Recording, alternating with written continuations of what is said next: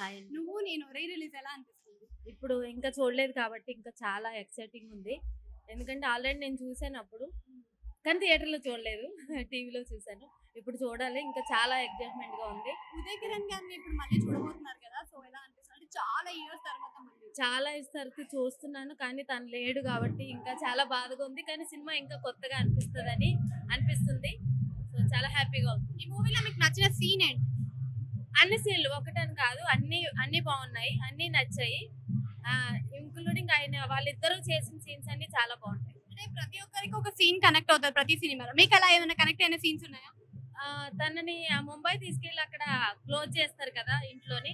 So ఆ scene అంటే చాలా ఇష్టం నాకు. దానికోసమే ప్రత్యేకంగా వచ్చాను నేను. మరి సాంగ్స్? అన్ని సాంగ్స్ ఇష్టం నాకు. ఇప్పటికీ కూడా నేను పాడుతుంటాను. యాక్చువల్‌గా నేను సింగర్. సో నేను ఆ సాంగ్స్ కంప్లీట్‌గా ఈవెంట్స్‌లో కూడా పాడుతూ ఉంటాను అప్పుడప్పుడు. Thank you. Thank you.